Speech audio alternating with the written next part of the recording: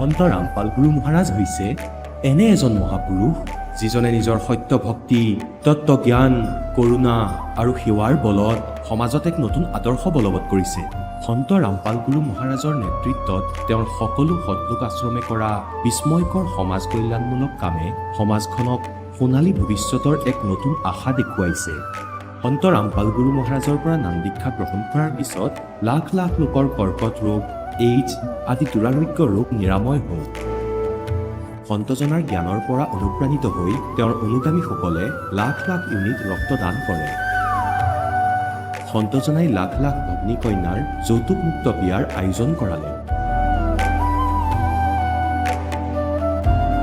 সন্তজনাই লাখ লাখ মানুহক ড্ৰাগছ আসক্তিৰ পৰা মুক্ত কৰিলে। কোটি কোটি ধ্বংসপ্ৰাপ্ত পৰিয়াল শান্তিত লাগিল। সন্তজনাৰ আশ্ৰমত সমাৱেশৰ সময়ত বিনামূলীয়া চকুৰ চিকিৎসা আৰু দন্ত চিকিৎসাৰ ব্যৱস্থা কৰা হয়। সন্ত ৰামপাল গুৰু মহাৰাজৰ দ্বাৰা পৰিৱেশ সুৰক্ষাৰ উদ্দেশ্যে সময়ে সময়ে বৃহৎ পৰিসৰত বৃক্ষৰোপণ কৰা হয়। সন্তজনাই আৰ্তজনক তাৎক্ষণিক সকাহ দিবলৈ এম্বুলেন্স সেৱা আৰম্ভ কৰিছে। সন্তজনাই তেওঁৰ অনুগামীসকলক তেওঁলোকৰ শৰীৰ দান কৰিবলৈ অনুপ্ৰাণিত কৰে, যাতে মানৱতাৰ সেৱা আৰু চিকিৎসা ক্ষেত্ৰত উন্নতি কৰিব পৰা যায়। সন্ত ৰামপাল গুৰু মহাৰাজৰ সকলো আশ্ৰমত প্ৰতিদিনে বিনামূলীয়া ধৰ্মভোজৰ আয়োজন কৰা হয়, য'ত প্ৰতিবাৰেই প্ৰতিটো জাতি, প্ৰতিটো ধৰ্মৰ মানুহে একেলগে বহি ভোজন কৰে।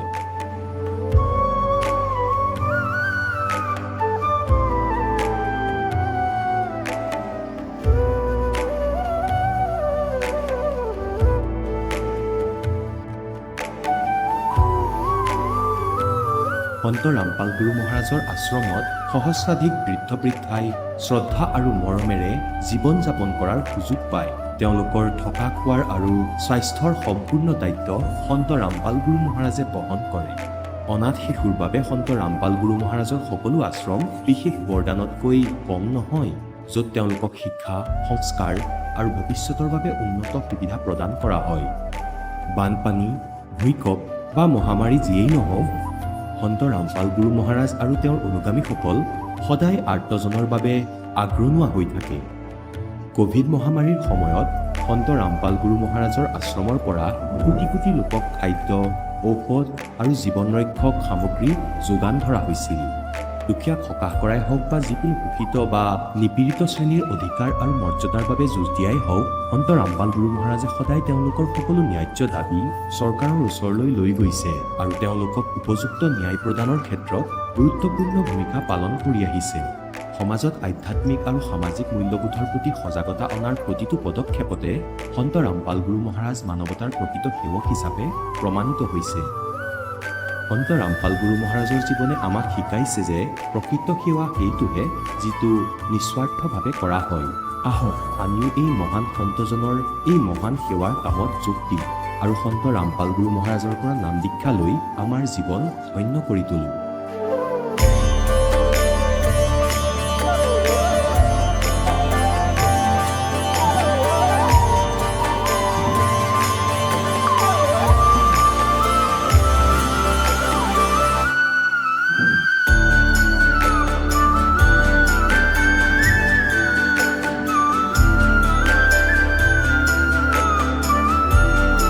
আপোনালোকক পৰিয়ালৰ সৈতে সৎলোক আশ্ৰমলৈ আন্তৰিকতাৰে আমন্ত্ৰণ জনোৱা হয়।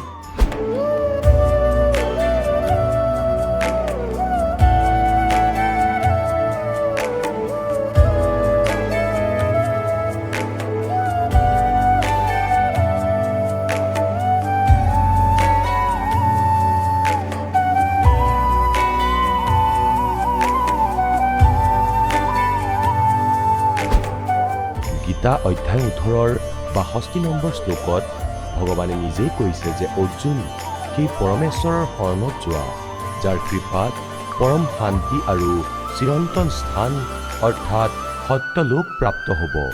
সেইজন পৰমেশ্বৰ কোন, ক'ত থাকে, কেনেকুৱা? এই কথা জানিবলৈ অনুগ্ৰহ কৰি অৱশ্যেই শুনক জগতগুৰু তত্ত্বদৰ্শী সন্ত ৰামপাল গুৰু মহাৰাজৰ অমৃত বচন, সকলো পবিত্ৰ ধৰ্মৰ পবিত্ৰ শাস্ত্ৰৰ আধাৰত। নমস্কাৰ মহাশয়া। নমস্কাৰ। কি নাম আপোনাৰ? ইন্দুমতী ৰাভা। আপুনি ক'ৰ পৰা আহিছে? কামৰূপ ডিষ্ট্ৰিক্ট, অসমৰ পৰা। আপুনি সন্ত ৰামপাল গুৰু মহাৰাজৰ পৰা নাম দীক্ষা কেতিয়া লৈছিল? 2020-ৰ 8 ছেপ্টেম্বৰ। সন্ত ৰামপাল গুৰু মহাৰাজৰ পৰা নাম দীক্ষা লোৱাৰ আগতে আপুনি কেনেধৰণৰ সাধনা কৰি আছিল? হিন্দু ধৰ্মই যি পৰম্পৰা কৰি আহে আমিও তেনেকৈ কৰি আহিছিলোঁ। সেই সাধনাবোৰ কেনেধৰণে কৰিছিল? যেনেকৈ মানে নৈবাদ দিব লাগে, কিবা দিব লাগে, সেনেকৈ দিছিলোঁ। য'ত যেনেকৈ পূজা হয় সেনেকৈ কৰিছিলোঁ। য'ত যেনেকৈ যাব দিয়ে সেনেকৈ গৈছিলোঁ। ব্ৰহ্মা বিষ্ণু মহেশ্বৰৰ নাম লৈ মহেশ্বৰৰ কাৰণে শিৱ কিবা এইটো ত্ৰিশূল যাক যেনেকৈ দিব দিয়ে সেনেকৈ দিছিলোঁ। মানে বহুত ধৰণৰ পূজা পাঠ কৰি আহিছোঁ আৰু পৰম্পৰা যিহেতুকে এই 33 কোটি দেৱতাক পূজা কৰে এই জগতে, গতিকে আমিও সেনেকৈ কৰিছিলোঁ। আৰু সেই সাধনাবিলাক যে আপুনি কৰি আছিলে, আপোনাৰ হিন্দু সমাজত প্ৰচলিত পৰম্পৰা হিচাপে শিৱ পূজা কৰিছিলে আপুনি, আৰু মন্দিৰত গৈ যিবিলাক পূজা সাধনা কৰিছিলে, সেইবিলাকৰ দ্বাৰা আপুনি কিবা লাভ পাইছিলনে? লাভটো একো পোৱা নাই, যিহেতুকে ইমানেই মানে বেমাৰ ভুগিছিলোঁ নহয়। ল'ৰাৰ বেমাৰ ভাল হ'লে মোৰ হয়, মোৰ কিবা ভাল হ'লে ল'ৰাৰ হয়, এনেকৈ ভুগি আছিলোঁ। মানে বছৰ বছৰ মই বহুত কষ্ট পাইছিলোঁ। মোৰ এনেকুৱা হৈছিল, পেটৰ বিষত তাৰমানে এনেকুৱা বিষ হয়, এনেকৈ যে আৰম্ভ হয়, কেনেকৈ বিষায়, কেনেকৈ কি হয়, কোনফালে বিষায় একো ক'ব নোৱাৰোঁ। একদম বমি, জ্বৰ একেবাৰে চব হৈ গৈছিল মোৰ। সেইবিলাক মানে বহুত একেবাৰে 3-4 বছৰ 5 বছৰ মই ভুগি আছোঁ। বহুত বেমাৰ কিবা কিবি হৈ আছিলে, সেইবিলাকতো ক'ব গ'লে বহুত কথা, কিন্তু বহুত মানে বেমাৰত ভুগি আছিলোঁ। আৰু সন্ত ৰামপাল গুৰু মহাৰাজৰ শৰণলৈ কেনেকৈ আহিলে আপুনি? মানে মোৰ ভাইটি তাৰমানে সন্ত গুৰু ৰামপালজী মহাৰাজৰ জ্ঞান গংগা এখন কিতাপ দিছিলে মোক, সেই কিতাপখন পঢ়িছিলোঁ। আৰু তেওঁলোকে কৈ আছিলে যিখিনি তেওঁলোকে পঢ়ি পেলাই জ্ঞান পাইছে, সেই জ্ঞানৰ কথা মাজে মাজে ফোন যোগে কৈয়ে আছিলে। তাৰপিছত মই কিতাপখন পঢ়িব আৰম্ভ কৰিলোঁ। কিতাপখন পঢ়ি যিখিনি মই জ্ঞান তত্ত্ব বুজি পালোঁ, সেইখিনি কথাৰে মই মানে ল'ম বুলি ভাবি থাকোঁতে মোৰ মানে কি হ'ল, গলব্লাডাৰৰ এই ষ্টনটো আগতেই হৈছিলে, 2 বছৰ আগত হৈছিলে, ওলাইছিলে। তেতিয়া 20 mm আছিলে। তেতিয়া 20 mm পৰা মই যেতিয়া জ্ঞানটো মানে ল'ব লগা হ'ল, তেতিয়া তাৰমানে 30 mm হ'ল। মই মেডিকেলে কিবা হস্পিটেলে চুই থাকিব লগা হ'ল বহুত দিন। তাৰপিছত তাত যাই মানে আল্ট্ৰাচাউণ্ড কৰাত যেতিয়া 30 mm ওলালে, তেতিয়া মই মানে কি কৰিলোঁ, মানে ডক্টৰে ক'লে যে মানে আপুনি ইমান ডাঙৰ মানে হৈছে আপোনাৰ পাথৰটো, ইমিডিয়েট আপুনি মানে কিবা অপাৰেশ্যন কৰিব লাগে। অপাৰেশ্যন নকৰিলে আপোনাৰ ব্লাষ্ট হৈ গ'লে আপুনি বাচিবাৰ নহয়, এনেকৈ বুলি ক'লে। তাৰপিছত আমিতো দুখীয়া মানুহ হয়, আমি টকা পইচাৰ কথা ভাবিব লাগে। তাৰপিছত মানে লগে লগেতো অপাৰেশ্যন কৰিব নোৱাৰিম বাইদেউ, আপুনি মানে আমাক সময় দিয়ক, আমি এডমিট হৈছোঁ যদিও আজি আমি যাওঁ, অলপমান ভাল পাইছোঁ, বিজি চিজি দিলেতো অলপমান ভাল পাই আমি মানে ঘৰত গ'লোঁ, গৈ পেলাই আলোচনা কৰিলোঁ কি কৰা যায়। ইমান টকা পইচাটো আমাৰ হাতত নাথাকে, গতিকে চিন্তা কৰিব লাগিব কিবা বুলি পেলাই আমি সিদিনাখন আপত্তি কৰি পেলাই গ'লোঁ। গৈ পেলাই মানে ঘৰত গৈ চিন্তা কৰিলোঁ যে মানে মই যি হওক যি নহওক মই প্ৰকাশহে কৰা নাই, কিন্তু মই মানে কি দীক্ষাটোৱে ল'ম বুলি ভাবি আছোঁ। সদগুৰু ৰামপালজী যি মানে তত্ত্ব কথা মই জ্ঞান গংগাখনত পালোঁ, সেই কথাটো ভাবি পেলাই মই মানে দীক্ষাটো ল'ম। তাৰপিছত যদি অপাৰেশ্যন কৰিব লগা হয় তেতিয়া মই কৰিম, যদি তাৰ আগত কৰিব লগা হয় মই আৰু নকৰোঁ। মই অলপমান মানে ভাল পালে মই মানে মানে দীক্ষাটো ল'ব যাম, এনেকৈ ভাবি আছোঁ। আৰু তাৰপিছত সেনেকৈ ভাবি থাকোঁতে ভাইটিয়ে ফোন কৰি ক'লে যে অমুক দিনা 8 ছেপ্টেম্বৰ দিনাখন আমাৰ গুৱাহাটীত নাম দীক্ষা কেন্দ্ৰ অ'পেনিং কৰিব, সিদিনা যাম দে বাই বুলি কৈছে। তাৰপিছত হ'ব দে মই যাম বুলি পেলাই ক'লোঁ। তাৰপিছত আহি আমি যি পালোঁ, ইয়াত যিখিনি দেখিলোঁ, শুনিলোঁ, যিখিনি বুজিলোঁ, যি আমাক ভকতসকলে বুজাই দিলে, সেই বুজাই দিয়া হেৰিবিলাক চব জানিলোঁ। জানি পেলাই আমি দীক্ষাটো সিদিনাখনে লৈ গ'লোঁ। যিহেতু আপুনি জনালে যে আপুনি সন্ত ৰামপাল গুৰু মহাৰাজৰ জ্ঞান গংগা নামৰ পুথিখন অধ্যয়ন কৰি জ্ঞান বুজি তেখেতৰ পৰা নাম দীক্ষা লৈ আপুনি ভক্তি কৰি আছে, আপুনি বৰ্তমান যি ভক্তি কৰি আছে তাৰ দ্বাৰা আপোনাৰ শাৰীৰিক যি সমস্যা আছিলে সেই সমস্যা দূৰ হ'লনে? এই ষ্টনটো যে হ'লে 2 মাহৰ পিছত আকৌ মই আল্ট্ৰাচাউণ্ড কৰিলোঁ। নাম দীক্ষা লোৱাৰ পিছত 2 মাহৰ পিছত আকৌ আল্ট্ৰাচাউণ্ড কৰাত দেখা পালোঁ 9 কমি গ'ল। 9 কমি যোৱাত মই ভাবিলোঁ যে গুৰুজীৰ কৃপাত মই মানে ভাল পাই গ'লোঁ আৰু বুলি পেলাই ভাবিছোঁ। আৰু তাৰপিছত কি হ'ল, এই 2 মাহ হৈ যোৱাৰ পিছত মোৰ চকুৰ বেমাৰ হ'ল। চকুৰ বেমাৰ হওঁতে মানে এনেকৈ পানী ওলাব ধৰিলে চকু দি, এইটো চকু আছিলে ৰাইট ছাইডৰ চকুটো, ইমানেই পানী ওলাই গৈছে চকুটো মানে একদম কমি যায়, একদম সৰু টেপা হৈ গৈছে। এজন ভকতক সুধিলোঁ ডক্তৰৰ ওচৰত যাব পাৰিম না নোৱাৰিম। তেওঁ ক'লে যে আপুনি চকুৰ কথাটো আপুনি অলপো দেৰি নকৰিব, যাওক ডক্তৰৰ ওচৰলৈ যাওক, যাই পেলাই যি পৰামৰ্শ পায় সেইমতে আপুনি হেৰি কৰক বুলি পেলাই ক'লে। তেওঁৰ পৰামৰ্শ পাই মই সিদিনাখন শনিবাৰ আছিলে, চকুৰ ডক্তৰ আহে, সেইদিনাখন মই গৈ পেলাই দেখালোঁ। দেখাই পেলাই সপ্তাহৰ ঔষধ দিছে আৰু মানে 4-5 বিধমান ঔষধ দিছে। সেই ঔষধবিলাক লগাই প্ৰভুৰ কৃপাত একদম লগে লগে আৰাম পাই গৈছোঁ। লগে লগে চকু ভাল হৈ আহিল আৰু মলমো দিছিলে। মলমটো লগোৱাৰ পিছতো চকুটো যেনেকা চকু সেনেকাই হৈ আহিলে। তাৰপিছতে ইমানেই ভাল মানে পাই গৈছোঁ আৰু নেক্সট সপ্তাহত আৰু চেকআপত যাব দিছিলে। নেক্সট সপ্তাহ চেকআপত যাই দেখালোঁ। তাৰপিছত আপোনাৰ চকু একদম পূৰা আহি গৈছে এনেকৈ কৈ দিছে ডক্তৰে। তাৰপিছত মই ভাবিলোঁ প্ৰভুৰ কৃপাতে ভাল পালোঁ, এনেকৈ ভাবিছোঁ আৰু। তাৰপিছত আৰু সেনেকৈ মানে এসপ্তাহ লগাব দিয়াৰ পিছত সম্পূৰ্ণ ভাল পাইছোঁ মই চকুটো। আপুনি যিহেতু জনালে যে আপুনি চকুৰ সমস্যাৰ পৰা পৰিত্ৰাণ পালে, লগতে আপোনাৰ পূৰ্বতে যি পাথৰৰ সমস্যা আছিলে পেটত, তাৰ দ্বাৰা আপোনাৰ কিবা অসুবিধাৰ সৃষ্টি হয় নেকি বৰ্তমান? একো সমস্যা নাই এতিয়া, প্ৰভুৰ কৃপাত ভালে আছোঁ মই।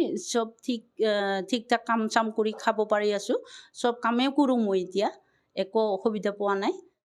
আপোনাৰ পৰা আৰু এটা কথা জানিব বিচাৰিছোঁ, যিহেতু আপুনি সন্ত ৰামপাল গুৰুমাজৰ এগৰাকী শিষ্যা, সেই হিচাপে মই জানিব বিচাৰিছোঁ যে বহুতে কোৱা শুনো আমি সন্ত ৰামপাল গুৰুমাজে ব্ৰহ্মা বিষ্ণু মহেশক ভক্তি কৰিবলৈ মানা কৰে। সঁচাকৈ সন্ত ৰামপাল গুৰুমাজে ব্ৰহ্মা বিষ্ণু মহেশৰ ভক্তি কৰিবলৈ মানা কৰে নেকি? এনেকুৱা একো নাই। ব্ৰহ্মা বিষ্ণু মহেশ্বৰৰ যিহেতু এই জগতৰ মানে হেৰি ভগৱান বুলি মানি আহিছে, গতিকে সেইবিলাক এৰিবৰ কাৰণে কোনো হেৰি নাই। যিহেতুকে সৎ ভক্তি সৎ হেৰি দিলে সেইবিলাক চব সৎগ্ৰন্থত পায়ে, সেই সৎগ্ৰন্থবিলাক আপোনালোকে খুলি খুলি চাই কিনে হেৰি কৰিব পাৰে। কোনটো ভাল, কোনটো বেয়া, কোনটো শুদ্ধ, কোনটো অশুদ্ধ, সেইবিলাক বিচাৰ কৰক। কৰি পেলাই সদগুৰু ৰামপালজী মহাৰাজৰ যি সৎ ভক্তি সেইবিলাক মানে বিচাৰ কৰি চাওক। গ্ৰন্থ খুলি খুলি আপোনালোকে চাব পাৰে, মিলাই চাব পাৰে। সদগুৰু ৰামপালজী মহাৰাজৰ যিটো জ্ঞান গংগা পুথি, সেই জ্ঞান গংগা পুথি যিবিলাক লিখা আছে শুদ্ধ প্ৰবচন, সেই শুদ্ধ প্ৰবচনবিলাক মিলাই মিলাই আপোনালোকে বেদ গীতা পুৰাণত চাব পাৰে। সকলো আপোনালোকে নিজৰ শিক্ষাৰ হেৰি দি সকলো বিচাৰ কৰিব পাৰিব। আপুনি সন্ত ৰামপাল গুৰুমাজৰ পৰা নাম দীক্ষা লোৱাৰ পিছতে বিভিন্ন প্ৰকাৰে লাভ পালে। যিসকল দৰ্শকে আজি আপোনাক এই টিভি চেনেলত প্ৰত্যক্ষ কৰি আছে, তেওঁলোকক আপুনি কি বাৰ্তা দিব বিচাৰে যাতে তেওঁলোকেও আপোনাৰ দৰে উপকৃত হ'ব পাৰে? আপোনালোকে সদগুৰু ৰামপালজী মহাৰাজৰ দীক্ষা গ্ৰহণ কৰিব পাৰে। যিবিলাক আপোনালোকৰ বেমাৰ আজাৰ কিবা হয়, আমিতো হেৰি পালোৱে, পৰিত্ৰাণ পালোৱে, আপোনালোকেও নিশ্চয় পাব। এইবিলাক হেৰিৰ পৰা মুক্ত পাবৰ কাৰণে আপোনালোকৰ এই দুখীয়া মানুহবিলাক, আমাৰ নিচিনা দুখীয়া মানুহবিলাক এই দীক্ষাটো লৈ এই বিনা চিকিৎসাৰে, বিনা টকাৰে ভাল পাই যোৱাটো মানে আমিও কামনা কৰোঁ। মই যিহেতুকে ভাল পাইছোঁ, আপোনালোকেও ভাল পাব পাৰে, পাবই। গতিকে সেই দীক্ষা লৈ আপোনালোকে নিজৰ জীৱন কল্যাণ কৰক।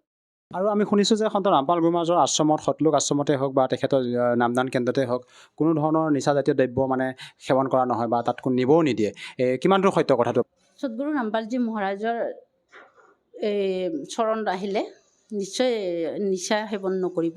কাৰণ যিটো সৎ ভক্তি, যিটো সৎ জ্ঞান, যিটো শুদ্ধ ভক্তিত আহে, সেই শুদ্ধ ভক্তি পোৱাৰ লগে লগে আপোনালোকে নিশ্চয়, আমি যেনেকৈ কোনো এটা আমি তামোল চামোল খাইছিলোঁ, কিন্তু সেইবিলাকো আমাৰ কাৰণে অশুদ্ধ, যিহেতুকে সেইবিলাক নিচা মানে বেয়া, সেই জানি আমি সেইবিলাক গোটেই ত্যাগ কৰিব পাৰিছোঁ। আমি যিহেতুকে সৎ ভক্তি কৰিব আহিছোঁ, যিহেতুকে আমি সৎগুৰু পাইছোঁ, গতিকে সেইবিলাক নিচাজাতীয় অট'মেটিক নোহোৱা হৈ যাব। অট'মেটিক আপোনালোকে ভাবি ল'ব যে সেইটো কি ভুল কাম কৰি আছোঁ। সেই ভুলটো নিজে নিজে আপোনালোকে ভাবিব যে আমি এইবিলাক বহুত ডাঙৰ ডাঙৰ ভুল কাম কৰি আছোঁ, আমি এইবিলাক খোৱাটো উচিত নহয়, এইবিলাক খালে আমাৰ কাৰণে বহুত বেমাৰ চেমাৰহে হৈ থাকে, এই বুলি ভাবি ল'ব পাৰিব যেতিয়া আপোনালোকে সৎ ভক্তিটো পাব। আৰু মহাশয় যিহেতু আমাৰ সমাজত, আমাৰ হিন্দু সমাজতে হওক বা মুছলমান সমাজতে হওক বা যিকোনো মানে ধৰ্মাৱলম্বী লোকৰ সমাজতে হওক, বিভিন্নজনে মানে নিচা ত্যাগ কৰি এটা সুখী জীৱন অতিবাহিত কৰিব বিচাৰে, কিন্তু তেওঁলোকৰ এটা বদ অভ্যাস নিচা সেৱন কৰি থাকে, এৰিব নোৱাৰে আৰু ঘৰত হাই কাজিয়া হয়। এনে ক্ষেত্ৰত তেওঁলোকে যদি সেই নিচা ত্যাগ কৰিব বিচাৰে, সহজভাৱে যদি নাম দীক্ষা ল'ব খোজে, কেনেকৈ ল'ব পাৰিব? সহজভাৱে নাম দীক্ষা এতিয়া ইমান সহজ হৈ পৰিছে যে সদগুৰু ৰামপালজী মহাৰাজৰ সৎসং চলি থাকে সাধনা চেনেলত। সেই সাধনা চেনেলত মানে তলদি এটা নাম্বাৰৰ আহি থাকে। সেই নাম্বাৰত আপোনালোকে কণ্টেক্ট কৰি নাম দীক্ষা, ওচৰৰ নাম দীক্ষাৰ দি দিব, সেইমতে আপোনালোকে নাম দীক্ষা ল'ব পাৰিব। ধন্যবাদ মহাশয়া। ধন্যবাদ ছাৰ। এতিয়া জগতগুৰু তত্ত্বদৰ্শী সন্ত ৰামপাল গুৰু মহাৰাজৰ সৎসংগৰ মাধ্যমেৰে সেই অদ্বিতীয় আধ্যাত্মিক জ্ঞানৰ বিষয়ে জানি লওঁ, যাৰ মাধ্যমেৰে আপোনালোকেও প্ৰাপ্ত কৰিব পাৰিব এনেকুৱা আধ্যাত্মিক, মানসিক আৰু ভৌতিক সুখ, যি এতিয়ালৈকে কেৱল আপোনালোকে মীৰাবাই, ধ্ৰুৱ, প্ৰহ্লাদ আদি কেইজনমান ভক্তৰ জীৱন কথাতহে শুনিছে। এতিয়া শুনক তত্ত্বদৰ্শী সন্তৰ সৈতে শাস্ত্ৰ অনুকূল ভক্তি সৎসংগ, এনেকুৱা অদ্বিতীয় আধ্যাত্মিক জ্ঞান, যাৰ প্ৰমাণ আছে সকলো ধৰ্মৰ সকলো পবিত্ৰ শাস্ত্ৰত। বাসুদেৱেই সকলো, এওঁই ঈশ্বৰৰ ৰূপত পূজনীয়, এওঁই সকলোৰে উৎপত্তি কৰ্তা, আৰু এওঁই জীৱৰ সকলো ভাগ্যৰ পাপ নাশ কৰোতা, আৰু সৰ্বসুখদায়ী ভগৱান, পূৰ্ণ মুক্তিদায়ক। গতিকে এই কথা কোৱা মহাত্মা বহুত কষ্টৰে পাবা যে বাসুদেৱ সৰ্বমিতি, ইমানেই। বাসুদেৱেই সকলো ইতিমানে এই কথা কোৱা মহাত্মা অতি দুৰ্লভ। গতিকে পুণ্যাত্মাসকল, এইটো সুলভ কৰি দিছে পৰমাত্মাই। আপোনালোকৰ সন্মুখত এই দাসে সেই বাসুদেৱৰ তথ্য ৰখা সন্ত দাস বহি আছে। সমগ্ৰ বিশ্বতে এই জ্ঞান কাৰো লগত নাই। ইয়াৰ লাভ লওক।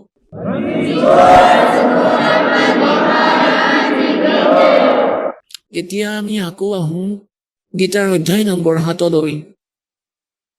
গীতাৰ জ্ঞানদাতাই ব্ৰহ্মা, বিষ্ণু, মহেশ্বৰ আৰু নিজৰ স্থিতি ক'লে, আৰু এইটো স্পষ্ট কৰি দিলে যে মই মোৰ যি সাধনা কৰে সেয়াও অনুত্তম, অশ্ৰেষ্ঠ। এতিয়া সপ্তম অধ্যায় 29 নম্বৰ শ্লোকত স্পষ্ট কৰি দিছে যে যিয়ে বৃদ্ধাৱস্থা আৰু মৃত্যুৰ পৰা বাচি যাবলৈ প্ৰযত্ন কৰি আছে, মোৰ জ্ঞানৰ আশ্ৰয় বনাই। তত্ত্বদৰ্শী সন্তৰ সন্ধান যিয়ে কৰিলে, তেওঁৰ জ্ঞান প্ৰাপ্তও হৈছে। গতিকে তেওঁ কেৱল বৃদ্ধাৱস্থা আৰু মৃত্যুৰ পৰা বচাৰ যিয়ে চেষ্টা কৰি আছে, তেওঁ তৎব্ৰহ্ম আৰু সকলো আধ্যাত্মিক জ্ঞানৰ সৈতে পৰিচিত, আৰু সকলো কৰ্মৰ সৈতে তেওঁ পৰিচিত। এতিয়া অষ্টম অধ্যায়ত এটা প্ৰশ্ন 1 নম্বৰ মন্ত্ৰত প্ৰশ্ন কৰিছে অৰ্জুনে। কিন্তু ব্ৰহ্ম তাৰ উত্তৰ দিছে গীতাৰ জ্ঞানদাতাই অষ্টম অধ্যায়ৰ 3 নম্বৰ শ্লোকত যে তেওঁ পৰম অক্ষৰ ব্ৰহ্ম। এতিয়া পুণ্যাত্মাসকল, গীতাৰ জ্ঞানদাতাই স্পষ্ট কৰিছে যে তোমাৰ আৰু মোৰ বহুত জন্ম হৈ গৈছে অৰ্জুন, আৰু মোৰ জন্ম আৰু উৎপত্তি কোনেও নাজানে, কাৰণ ইয়াৰে 21 ব্ৰহ্মাণ্ডৰ ব্যক্তি জীৱ যিমান মোৰ পৰা উৎপন্ন হৈছে, ব্ৰহ্মা, বিষ্ণু, মহেশ্বৰ, দেৱতা, ঋষি, দশম অধ্যায়ৰ 2 শ্লোকত স্পষ্ট কৰি দিছে। এতিয়া ইয়াত স্পষ্ট হ'ল নিৰ্ণায়ক মুহূৰ্তলৈ আহিলো জ্ঞান, যে গীতাৰ জ্ঞানদাতাই অষ্টম অধ্যায়ৰ 5 আৰু 7 নম্বৰ মন্ত্ৰত কৈছে যে অৰ্জুন, তুমি যুদ্ধও কৰা আৰু মোৰ স্মৰণো কৰা, আৰু মুঠ সমৰ্পিত হৈ মোৰ ভক্তি কৰিলে মোক প্ৰাপ্ত কৰিবা।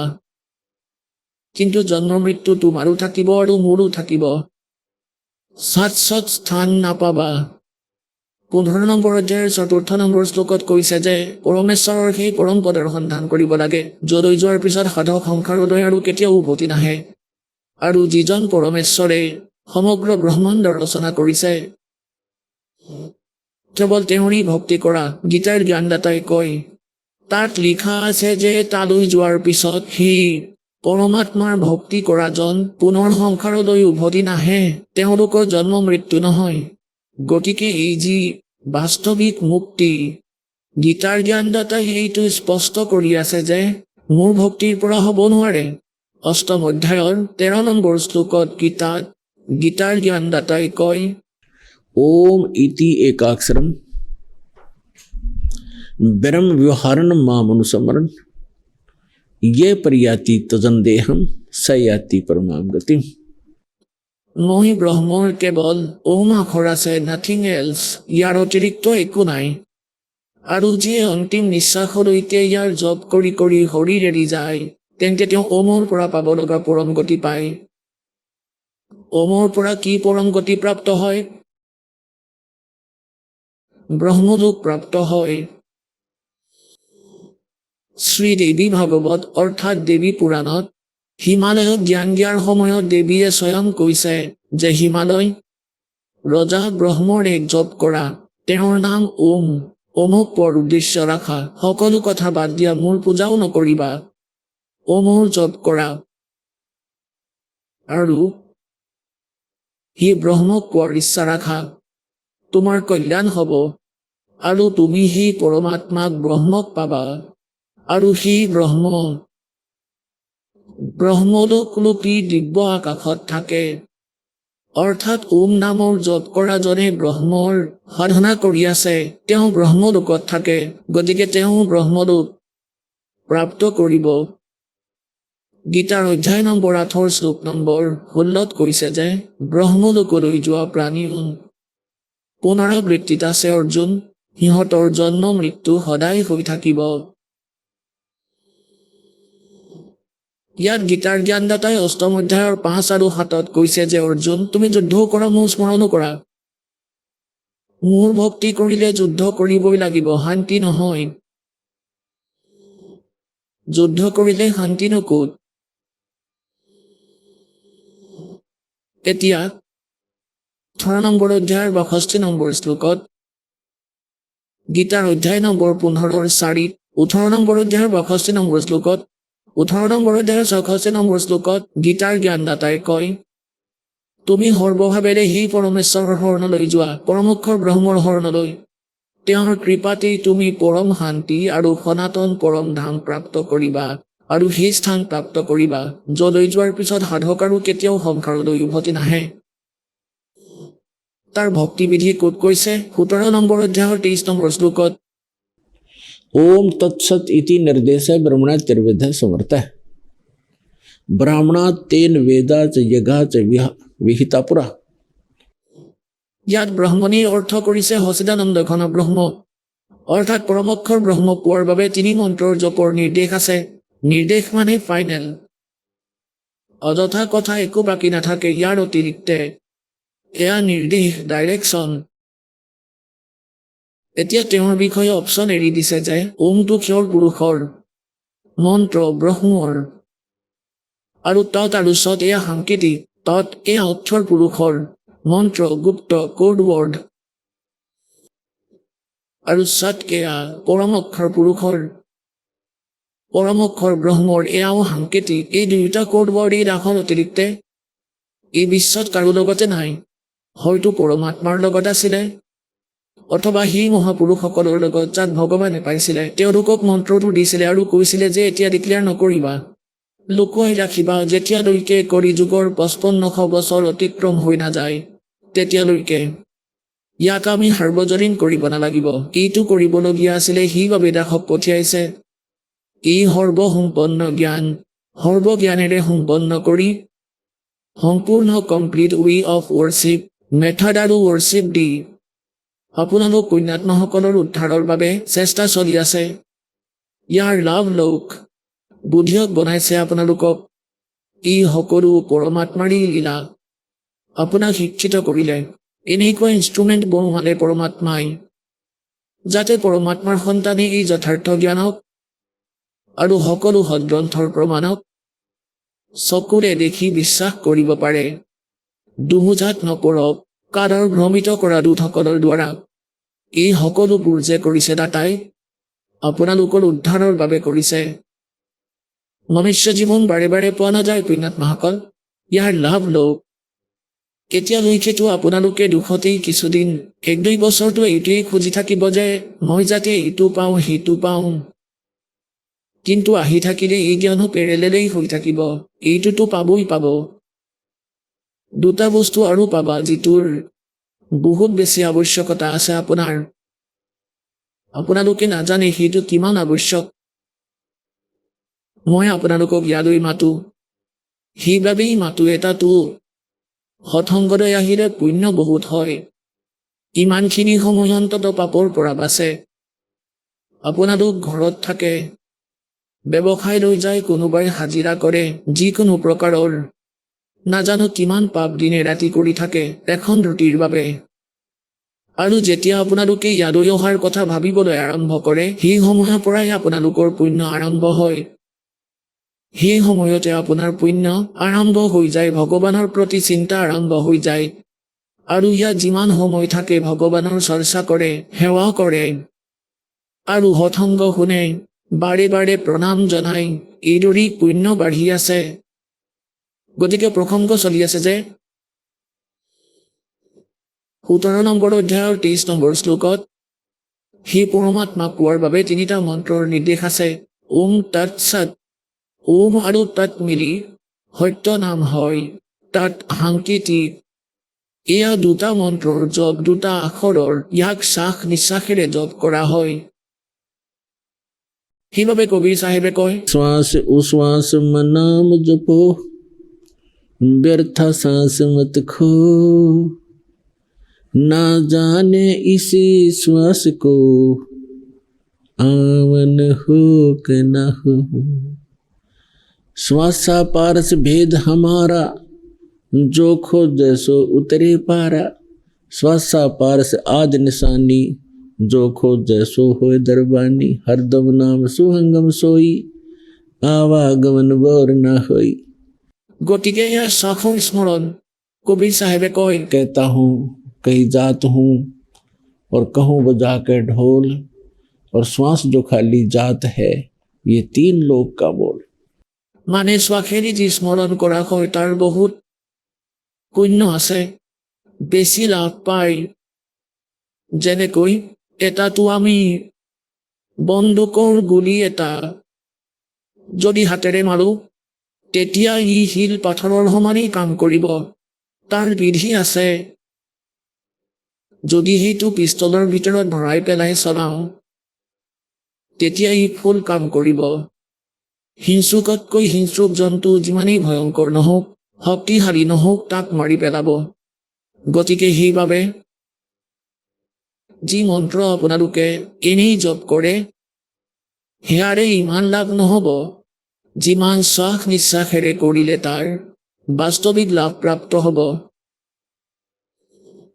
এতিয়া যি প্ৰসংগ চলি আছে, গীতা অধ্যায় নম্বৰ 8 শ্লোক নম্বৰ 5 আৰু 7 গীতাৰ জ্ঞানদাতাই আৰু 8-13 নিজৰ ওম মন্ত্ৰৰ কথা কৈছে।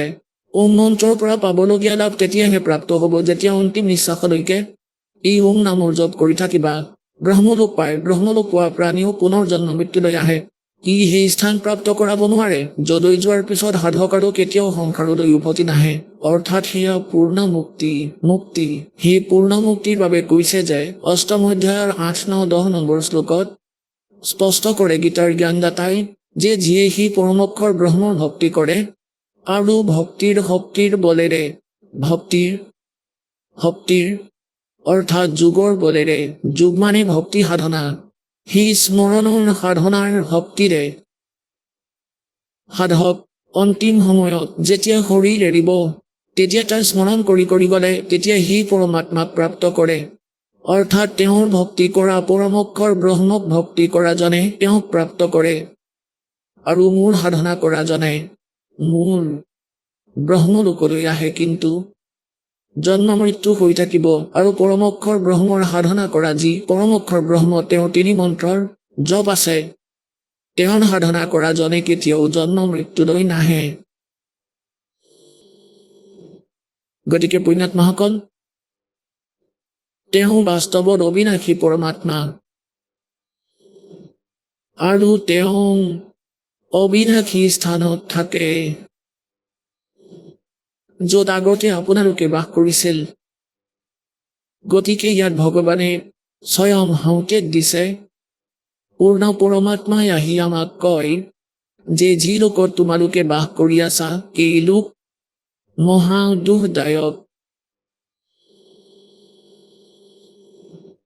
আপুনি নিজৰ জীৱনটো লৈ চাওক, কিমান সময় হৈ গ'ল। কাৰোবাৰ 50, কাৰোবাৰ 20, কাৰোবাৰ 40 বছৰ হৈ গৈছে। আৰু তেওঁলোকে এই কথাত বেছি গুৰুত্ব দিয়ে যাৰ বয়স 50ৰ ওপৰত হৈ গৈছে। তেওঁলোকে এইটো জানে যে আজিলৈকে আপুনি কৰিছেনো কি? কেৱল এই পেটটোক পুল কৰাৰ অতিৰিক্তে আৰু সাংসাৰিক পৰম্পৰাবোৰ নিৰ্বাহ কৰাৰ বাহিৰে আপোনালোকে এই জীৱনৰ পৰা লাভ কিনো লৈছে? সাংসাৰিক পৰম্পৰাবোৰ কেনেকুৱা? যেনেকৈ ক'ৰবাত ল'ৰা ছোৱালীৰ বিয়া পাতিলে, ক'ৰবাত আঠমঙলা খাবলৈ গ'লে, ক'ৰবাত জোৰোণ লৈ যাব লাগিলে, ক'ৰবাত কুঁৱা পূজন থাকিলে, কিবা বেলেগ কাম থাকিলে আৰু সৰু সুৰা অন্য পৰম্পৰা, এইবোৰেই পালন কৰিবৰ বাবে পইচা একত্ৰিত কৰি থাকে। আৰু এই পেটৰ বাবে, নিজৰ এই জীৱন নিৰ্বাহৰ বাবে গোটেই জীৱন নষ্ট কৰিলো। আৰু সেইটো দিন এদিন আহি যাব সোনকালে, আহিবলগীয়া থাকিলে আহিবই। যিদিনা ইয়াৰ পৰা গুচি যাব আপুনি আৰু যি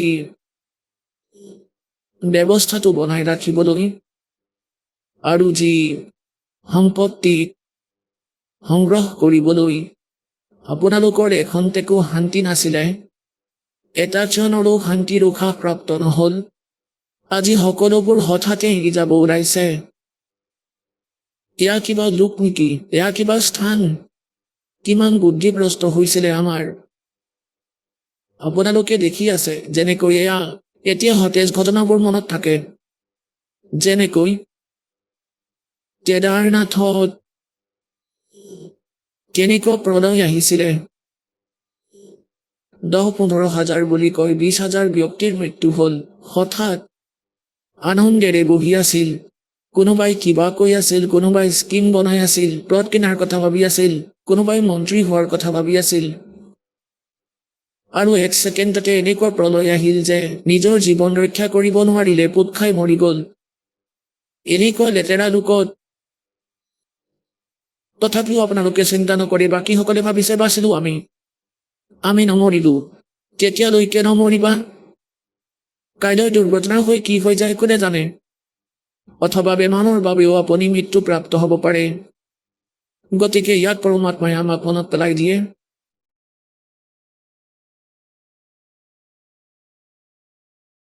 सुखदेव ने 84 भुगती बना पजावे खरवो तेरी क्या बुनियाद प्राणी तू पेंडा पंथ पकड़वो आग गए ना बावड़े रहते भी सब जाही बिन साहेब की बंदगी कहीं ठोर ठिकाना नहीं जैसे मोती ओस का ऐसी तेरी आब गरीब दास करो बंदगी बहुर ने ऐसा दाव। পৰমাত্মাই কয় যিসকলে সংসাৰ এৰি গুচি গ'ল, তোমালোকৰ ককা দেউতা, তেওঁলোকেতো আহি কোৱা নাই কি হৈছিল তেওঁলোকৰ ভক্তি নকৰাৰ বাবে। আৰু থকা সকলো গুচি যাব, বাকী থকা সকলো তেনেকৈ গুচি যাব।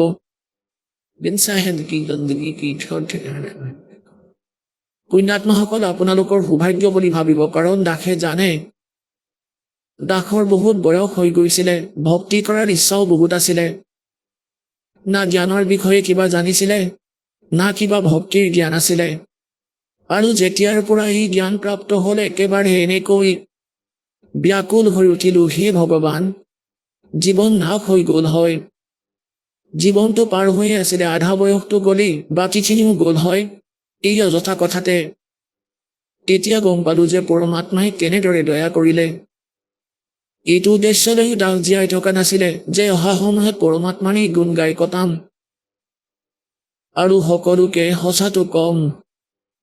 কিন্তু আপোনালোকৰ ওপৰতো দাতাই দয়া কৰিলে এনেকুৱা সময়ত মনুষ্যৰ জীৱন দিছে আৰু সৌভাগ্য আপোনালোকৰ এই স্থানৰ জ্ঞান হ'ল কিবা নহয় কিবা মাধ্যমেৰে নহ'লে কালি এইফালে চাব নিদিলে হয় সি ভ্ৰমিত কৰিলে হয় তোমালোক ভ্ৰমি ফুৰিলা হয় আৰু হয়তো বহুত পুণ্যকৰ্মী প্ৰাণী পৰমাত্মাৰ বিশেষ কৃপা পাত্ৰ হয় তেওঁহে আহে গতিকে আপোনালোকৰ বাবে এইবোৰ হৈ আছে আপোনালোক ভাল বিদ্যাৰ্থী পৰম পিতাৰ আৰু ভাল বিদ্যাৰ্থীকে গুৰুৰ ৰহস্যবোৰ কোৱা হয় যাতে সোনকালে গ্ৰহণ কৰিব পাৰে এই লোক একেবাৰে বেয়া যি পৰিয়ালক আপোনালোকে নিজৰ বুলি ভাবিছে সেয়া নিজৰ নহয় কোৱাৰ ভাৱ এইটো যে যেনেকৈ আজি আপোনালোকৰ সকলোবোৰ আপোনাৰেই পুত্ৰ আছে পুত্ৰী আছে পুত্ৰ পুত্ৰী নাতি নাতিনী আছে কাইলৈ যদি আপোনাৰেই মৃত্যু হৈ যায় বয়স হোৱাৰ বাবে তাৰ পিছত কি হ'ব যদি আপুনি নাইজেৰিয়াত জন্ম লয় আৰু যদি সন্তান মৰে এদিনটো যাবই লাগিব আৰু যদি সেইবাৰ আফ্ৰিকাত জন্ম লয় গতিকে আপোনালোকৰ সংযোগ লাখ লাখটা জন্মৰ পিছতো নহ'ব আপোনালোকৰ মাজত কাৰণ আমাৰ সংস্কাৰ ইজনৰ আনজনৰ লগত মিলা গতিকে পুণ্যাত্মাসকল ধ্যান ৰাখক যি ৰুল আপোনালোকে পাইছে সেয়া আপোনালোকৰ সংস্কাৰ পূৰ্ণ কৰক আৰু ইয়াক পূৰ্ণ কৰিবলৈ ভগৱানৰ সহায়ৰ বহুত প্ৰয়োজন হয় আমাক এটাতো আমি মেনুৱেলি কাম কৰোঁ মানুহে হাতেৰে আটা পিহে হাতেৰে বিছে পাৱাৰৰ যদি কানেকশ্যন পাই যায় নিজে নিজেই ফেন ঘূৰিব আটা নিজেই পিহা যাব সেইবাবে আমি নিজৰ সংস্কাৰবোৰো পালন কৰিবৰ বাবে পূৰ্ণ কৰিবলৈ পৰমাত্মাৰ পাৱাৰৰ কানেকশ্যনৰ আৱশ্যকতা আছে যি ৰাসৰ ওচৰত আছে ইয়াৰে আপোনালোকৰ সংস্কাৰ পাতল হ'ব ইজনৰ আনজনৰ ওপৰত চাপ নপৰে এইবোৰো পূৰ্ণ কৰিব পাৰিব সুখতো থাকিব ভক্তিও কৰিব পাৰিব গতিকে ইয়াত কৈছে आगे गए न बावड़े रहते भी सब्जा और बिन साहेब की बंदगी के ठोर ठिकाना লাগিলে আপুনি যিমানেই সুখী অনুভৱ নকৰক কিয় সংসাৰৰ দৃষ্টিকোণেৰে কিন্তু অন্তৰেৰে কোনো সুখত নাই না প্ৰধানমন্ত্ৰী না মুখ্যমন্ত্ৰী সমগ্ৰ পৃথিৱীৰেই শাসক নহওক কিয় সৰু সুৰা কথাটো আপোনালোকে বাদেই দিয়ক কোনো সুখত নাই ইয়াৰে সুখক সুখ বুলি মানি আছে সেয়াটো আপোনাৰ বালক বুদ্ধিৰ বাবে হৈছে যদি আজি মৃত্যু হৈ যায় কোনোবা ভাল মানুহ পুণ্যকৰ্মী প্ৰাণী হ'লে স্বৰ্গলৈ যাব স্বৰ্গৰ সময় নিৰ্ধাৰিত পুণ্যৰ আধাৰত সময় নিৰ্ধাৰণ কৰা থাকে তাত পুণ্য শেষ হোৱাৰ পিছত পাপৰ বাবে আকৌ নৰকলৈ যোৱা মানে স্বৰ্গও এৰিব লাগিব আৰু এই স্থানো আমি এৰিব লাগিব ইয়াত মৰিলে আকৌ ক'ব ব'লা জ্বলোৱা জমৰ দুটে আহি ক'ব আহা ব'লা তোমাৰ কাম শেষ যদি ভাল পুণ্যকৰ্মী প্ৰাণী হয় তেন্তে তেওঁৰ স্বৰ্গৰ সময় শেষ হ'লে ক'ব ব'লা কাৰণ নৰকলৈও যাব লাগিব ইয়াত যেতিয়ালৈকে সৎসাধনা নকৰা পূৰ্ণ পৰমাত্মাৰ ভক্তি নকৰা তেন্তে পাপ আৰু পুণ্য দুয়োটাই ভুগিব লাগিব স্বৰ্গৰ পিছত নৰকলৈ গ'লা নৰকৰ সময় শেষ হ'লে আকৌ ব'লা গাধৰ শৰীৰলৈ গাধৰ শৰীৰ শেষ হ'লেই আকৌ ব'লা কুকুৰৰ শৰীৰলৈ কুকুৰৰ পূৰণ হোৱাৰ পিছত ব'লা মহ বা কুকুৰণীৰ শৰীৰলৈ সেইটো শৰীৰ শেষৰ পিছত 84 লাখ পাৰ কৰি কৰি মনুষ্য জীৱন পাবা মনুষ্য জীৱনত আকৌ এইবোৰেই হ'ব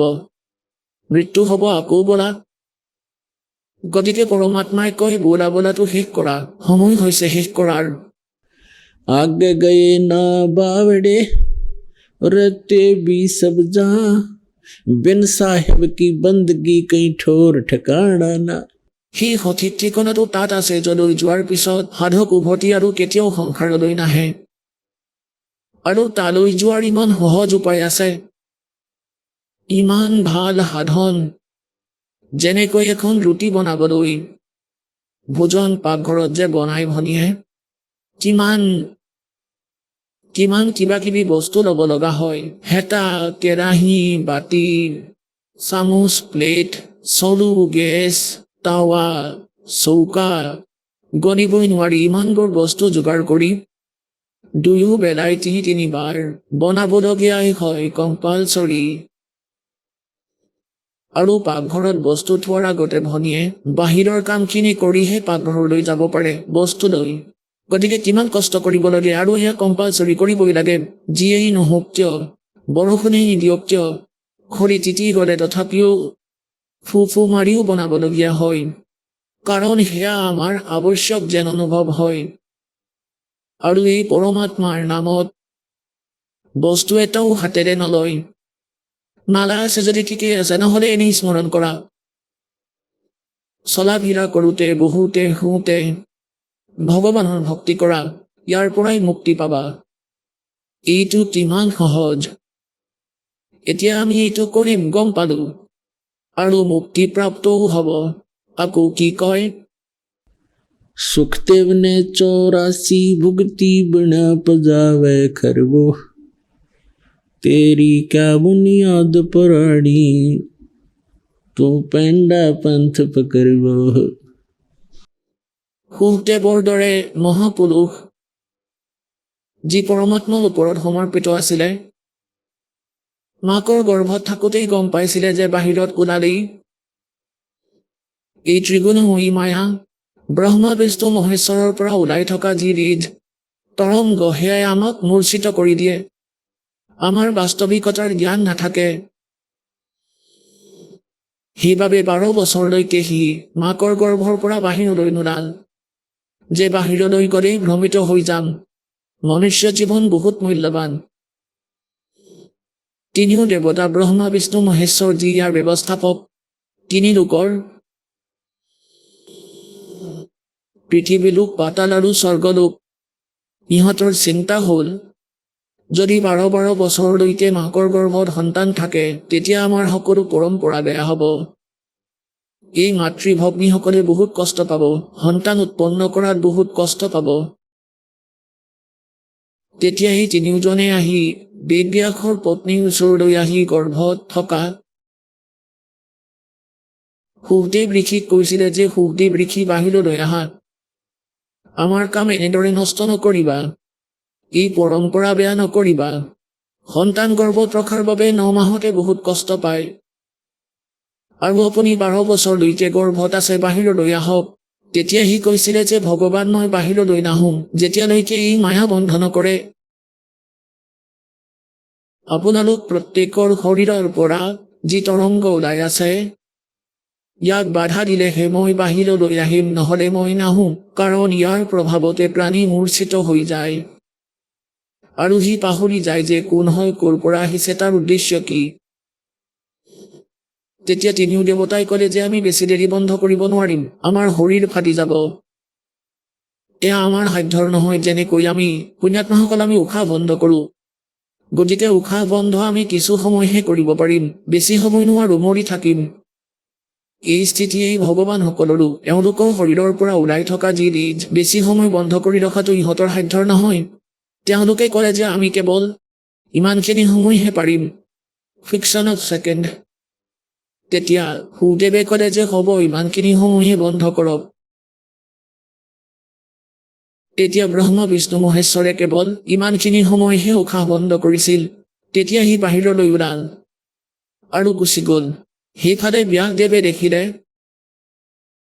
ব্যাসদেৱে গম পালে যে 12 বছৰীয়া পুত্ৰ প্ৰাপ্ত হৈছে। ভিতৰততো সৰু আছিল শৰীৰ, মাকৰ শৰীৰৰ পৰা বাহিৰলৈ আহি 12 বছৰীয়া আয়ুসৰ একেবাৰে ডাঙৰ ল'ৰা হ'ল। তেওঁ উঠি গুচি গ'ল আৰু নিজৰ নাভিৰ নাড়ীডালো কান্ধত তুলি ল'লে যে আগত কাটিম ইয়াক। তেতিয়া সুখদেৱৰ পিতা ব্যাসদেৱে ক'লে যে, পুত্ৰ, এবাৰ দৰ্শনটো দিয়া, 12 বছৰলৈকে তোমাৰ অপেক্ষা কৰিলো আমি, পুত্ৰ হ'ব বুলি। সুখদেৱে পিছফালে ঘূৰি নাচালে, খোজকাঢ়ি কাঢ়িয়েই ক'লে যে, ঋষিদেৱ, নাজানো কিমানবাৰ আপুনি মোৰ পুত্ৰ হ'ল, নাজানো কিমানবাৰ মই আপোনাৰ পুত্ৰ হ'লো, নাজানো কিমানবাৰ মই আপোনাৰ পিতা, আপুনি মোৰ পিতা হৈছে। এয়া বহুত ডাঙৰ ঝামেলা। এতিয়া এইটো মই শেষ কৰিহে এৰিম। মই আপোনাৰ ফালে নাচাওঁ, নহ'লে আপোনাৰ প্ৰতি মমতা আহি যাব। সেইবাবে আকাশলৈ উৰি গ'ল, কিয়নো পূৰ্বজনমৰ বেটেৰী চাৰ্জ আছিলে, তাৰ সিদ্ধি আছিলে।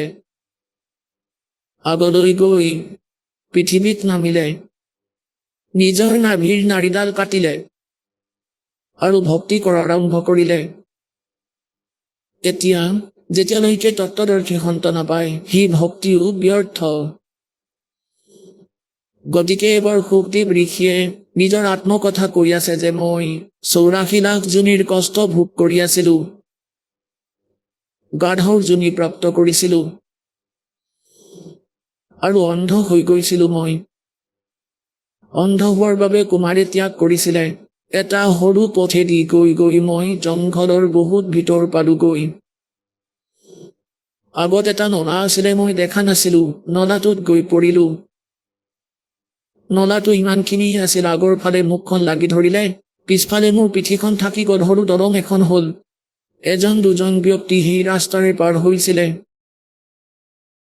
তেতিয়া তেওঁলোকে মোক উলিয়াব দূৰৰ কথা, মোৰ পিঠিত ভৰি থৈ পাৰ হ'ব আৰম্ভ কৰিলে। মোক দলং বনাই দিলে। এসপ্তাহলৈকে মই লঘোণে ভোকে ব্যাকুল হৈ থাকিলো। তেতিয়া অন্য ঋষিসকলক কৈ আছিলে সুখদেৱে, এইটো এটা বৰ ডাঙৰ ঝেমেলা ইয়াৰ।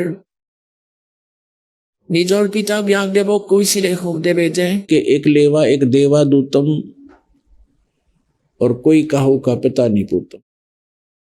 ऋण संबंध जुड़ा एक ठाठा, अंत में सब 12 बाटा। যে হে ঋষিদেৱ, ইয়াতেতো ইজনে আনজনৰ লগত লেনদেন ধাৰ লবাই থাকে। এজনে ল'ব আহিছে, এজনে দিব আহিছে। আপোনালোকে দেখে এজন পিতৃয়ে মদ খায় আৰু পুত্ৰই উপাৰ্জন কৰি কৰি আনে। গতিকে সেই পিতৃজনৰ পৰা কেতিয়াবা সেই পুত্ৰই কোনো জনমত এনেকৈয়ে ধাৰ লৈ থৈছিলে, যি আজি পিতৃয়ে তাৰ পৰা গ্ৰহণ কৰি আছে। আৰু বহুত প্ৰমাণ আছে, যেনেকৈ কোনো ছোৱালীক বিয়া দিলে জোঁৱাই কওক আমি বহুত ধন দি দিওঁ। 6 মাহৰ পিছত যেতিয়া ছোৱালীজনীৰ মৃত্যু হয়, সিটো যি বিচাৰিছিলে সকলোবোৰ লৈয়েই গ'ল, পূৰ্ণ হ'ল। গতিকে পুণ্যাত্মাসকল পৰমাত্মাই কয়, एक लेवा एक देवा दूतम और कोई किसी का पिता नहीं पूतम। ऋण संबंध जुड़ा एक ठाठा। যে ঋণৰ সম্বন্ধৰ বাবে, আপোনালোকৰ ধাৰৰ বাবে ইজনে আনজনৰ লগত জড়িত হৈ আছে। যেতিয়া মৃত্যুৰ পিছত 12 বাট হৈ যাব, 12 বাট মানে কাৰোবাৰ ক'ৰবাত জন্ম হ'ব, কোনোবা কিবা যোনিত যাব, কোনোবা স্বৰ্গলৈ যাব। গতিকে সেয়া তোমাৰ অস্থায়ী যোগাৰ। এতিয়া এইটো নহয় যে ইয়াক ত্যাগ কৰিবা। এই জ্ঞান হোৱাৰ বাবে ঋষিসকলে, ৰজাসকলে ভুল কৰিছিলে, ঘৰ ত্যাগ কৰিছিলে। তাত কিনো পালা? মুক্তি হ'ল নে সিহঁতৰ? কবি চাহেবে কয়, ते डेरा डांडा खुश रहो खुश रे लेना मोक्ष। আহক আমি এতিয়া সেই শ্ৰদ্ধালুসকলৰ অনুভৱবোৰ জানো, যিসকলে জগতগুৰু তত্ত্বদৰ্শী সন্ত ৰামপাল গুৰু মহাৰাজৰ পৰা দীক্ষা প্ৰাপ্ত কৰিছে তথা তেওঁ কোৱা ভক্তি মাৰ্গ এওঁলোকে অৱলম্বন কৰি আছে। নমস্কাৰ। নমস্কাৰ ছাৰ, কি নাম আপোনাৰ? মোৰ নাম বিমলা সোণী। বিমলা, আপুনি ক'ৰ পৰা আহিছে?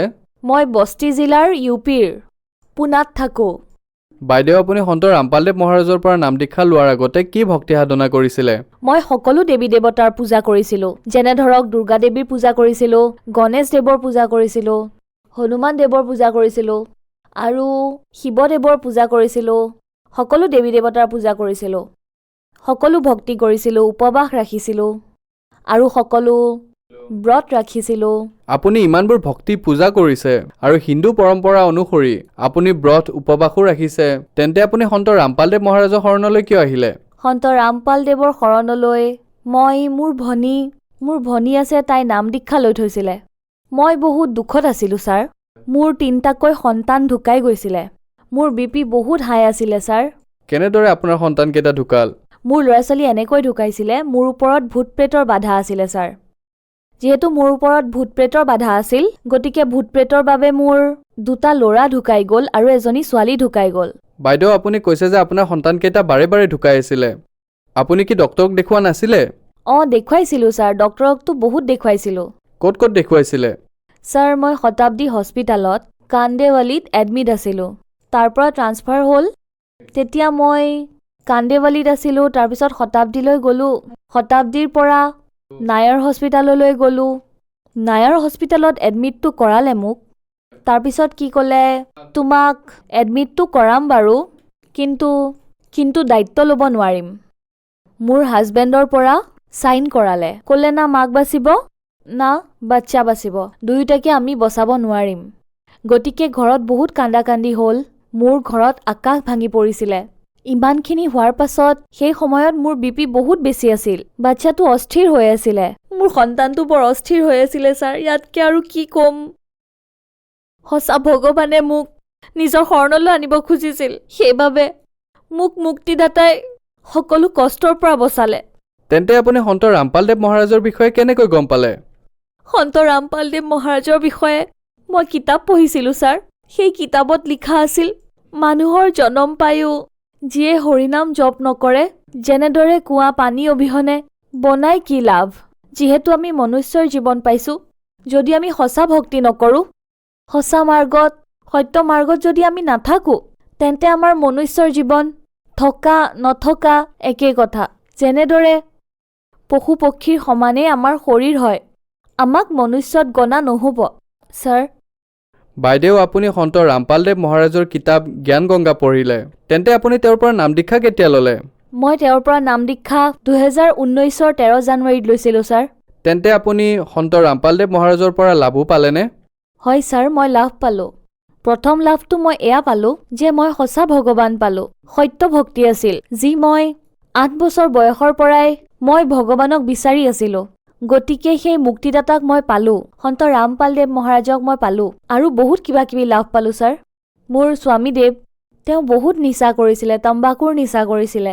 যদিহে তেওঁ তাম্বাকু নাখায় তেনেহ'লে বাথৰুম যাব নোৱাৰিছিলে, তাম্বাকু খোৱাৰ পাছতহে বাথৰুম গৈছিলে। মই তেওঁক কৈছিলোঁ যে জ্ঞান বুজক, ভক্তি কৰক। তেওঁ কৈছিলে যে তুমি যোৱা, তুমি কৰাগৈ সেৱা, আৰু তুমি সৎসংগ শুনা, মই তোমাক মানা নকৰোঁ, কিন্তু মোক নকবা, মই কৰিব নোৱাৰিম।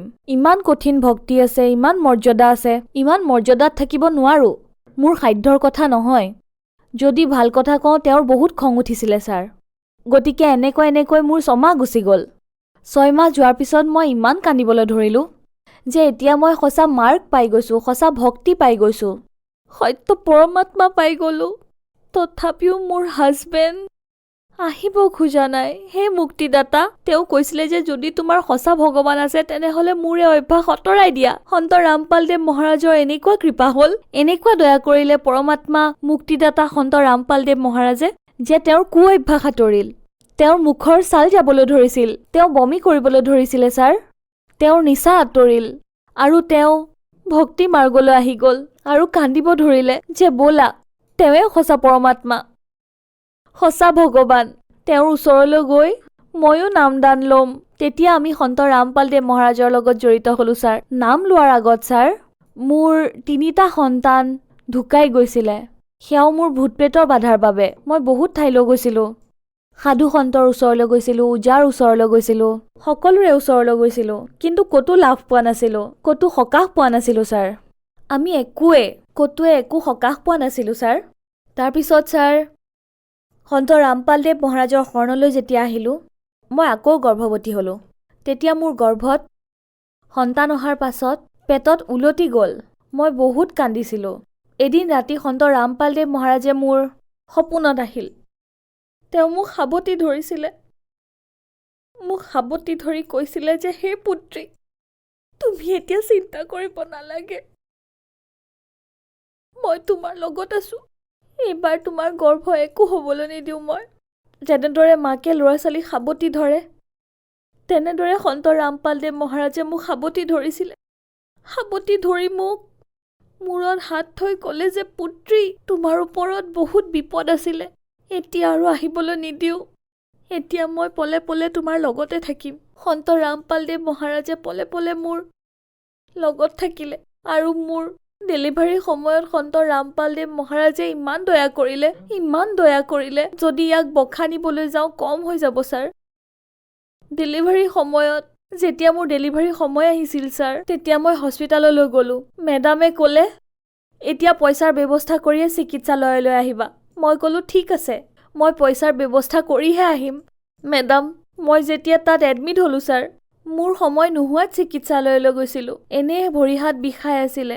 মই ঔষধ আনিব গ'লোঁ। সন্ত ৰামপালদেৱ মহাৰাজে এনেকুৱা দয়া কৰিলে যে পৰমাত্মা মুক্তিদাতা সন্ত ৰামপালদেৱ মহাৰাজ আহিল আৰু মোৰ আধা ঘণ্টাতে ডেলিভাৰী হৈ গ'ল।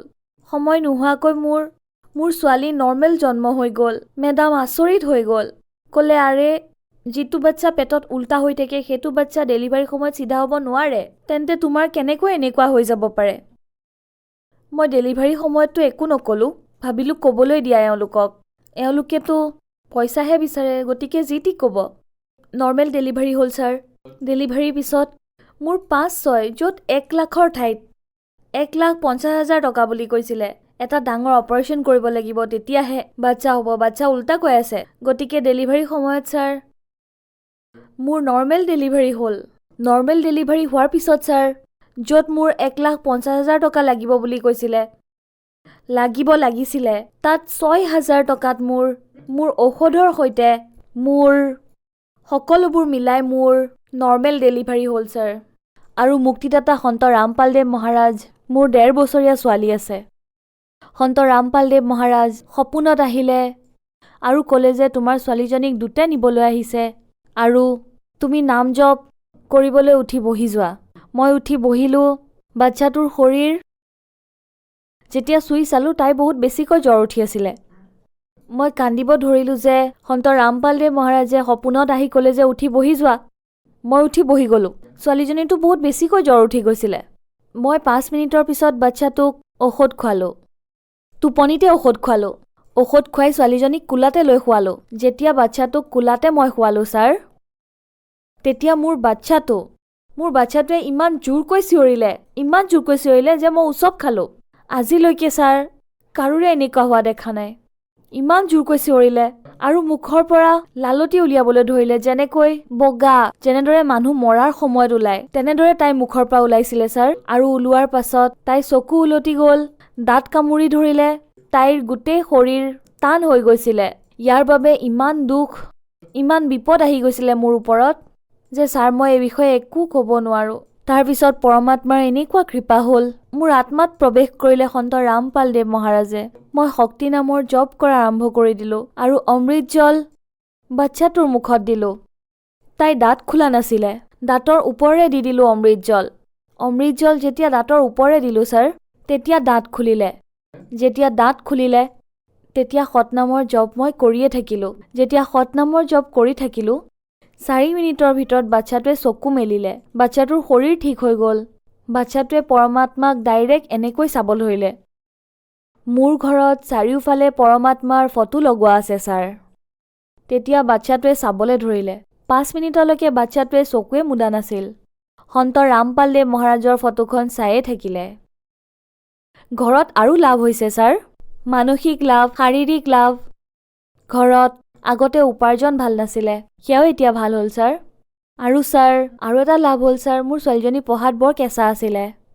এতিয়া সন্ত ৰামপালদেৱ মহাৰাজৰ এনেকুৱা দয়া হ'ল যে মোৰ ডাঙৰ ছোৱালীজনী এতিয়া ক্লাছতো প্ৰথম হয় আৰু স্কুলতো ফাৰ্ষ্ট হয় আৰু পঢ়া লিখাতো চোকা হয় ছাৰ।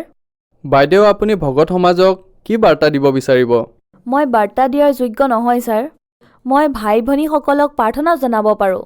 সকলো ভাই ভনী, নিজৰ সম্বন্ধীয়, মোৰ ভাই ভনী সকলোকে প্ৰাৰ্থনা জনাব পাৰোঁ যে আপোনালোক আহক আৰু নাম লওক, সৎসংগ শুনক। ভিন্ন ভিন্ন চেনেলত সৎসংগ আহে, সেয়া শুনক, বুজক আৰু জ্ঞান লওক। আৰু তলত এটা হালধীয়া শাৰী আহে, তাত মোবাইল নম্বৰ লিখা থাকে, তাত এড্ৰেছ ঠিকনা লিখা থাকে, তাত SMS কৰক। আৰু ঠায়ে ঠায়ে নাম কেন্দ্ৰ খোলা হৈছে, তাত যোগাযোগ কৰক আৰু নাম দীক্ষা লৈ নিজৰ মনুষ্য জীৱনক সফল কৰক। বহুত বহুত ধন্যবাদ। সৎ চাহেব।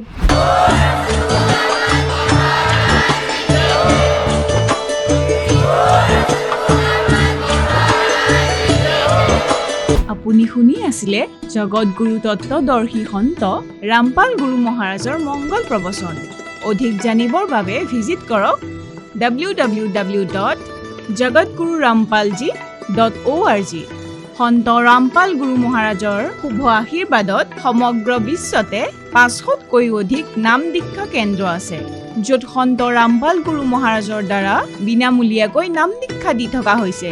আপোনাৰ ওচৰৰ নাম দীক্ষা কেন্দ্ৰৰ ঠিকনা জানিবলৈ সম্পৰ্ক কৰক 7082208528।